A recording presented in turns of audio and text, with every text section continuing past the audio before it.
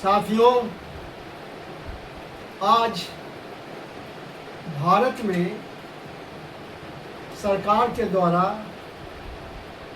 सब कुछ ठीक ठाक होने का दावा किया जा रहा है।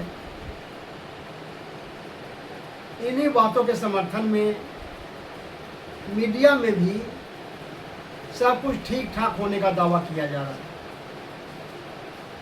पर जब हम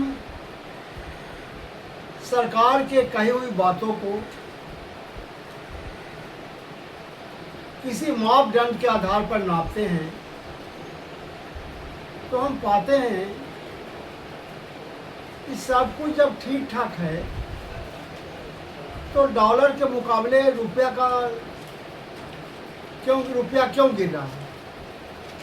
अब मुझे पक्का नहीं मालूम, लेकिन लोग ये बता रहे हैं कि $1 के मुकाबले करीब 100 रुपया हो गया।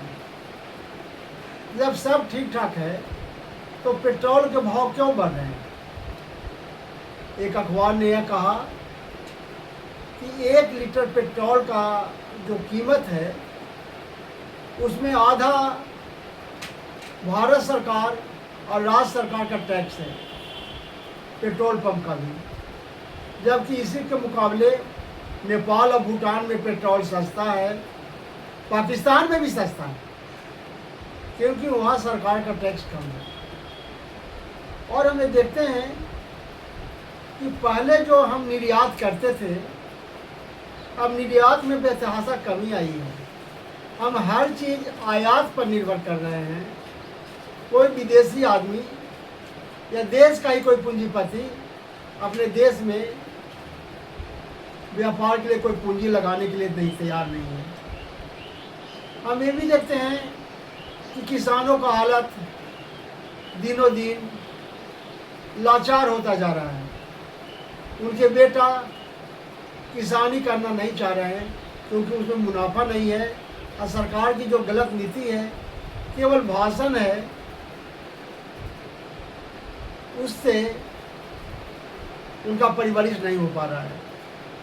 दूसरी बात हम ये भी देखते हैं कि एक ज़माने में गांधी जी का पहचान, विनोबा का पहचान, भूदान, गांधी जी का खादी ग्रामोद्योग, सब का हालत जर्जर है। सरकार के नीतियों के कारण खादी ग्रामोद्योग मन्नासन पर है, भूदान किसान तबाह है, आम गरीब मजदूर किसान तबाह है। तो देश में 85% लोग तो यही हैं। अगर ये तबाह हैं तो कुछ लोगों के लिए सब कुछ ठीक ठाक चल रहा होगा, लेकिन आम आदमी काफ़ी मायूस है।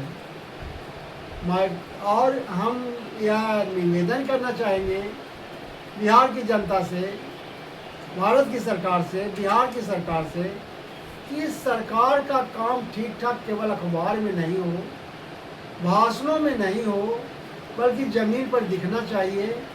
और जो ज़मीन पर जो गांव के लोग हैं उनके विकास के लिए, उनके कृषि का में जो उपज होता है उसके लाभकारी मूल्य के लिए, खादी ग्रामोद्योग, छोटे छोटे लघु उद्योगों के लिए हमें लगता है कि मानवतापूर्वक उनको सहयोग करने की ज़रूरत है। अब भारत सरकार अगले बजट में इसका प्रावधान करे और इन सारे लोगों को खड़ा करे। जय जगत चंद्रभूषण, अध्यक्ष बिहार सर्वोदय मंडल।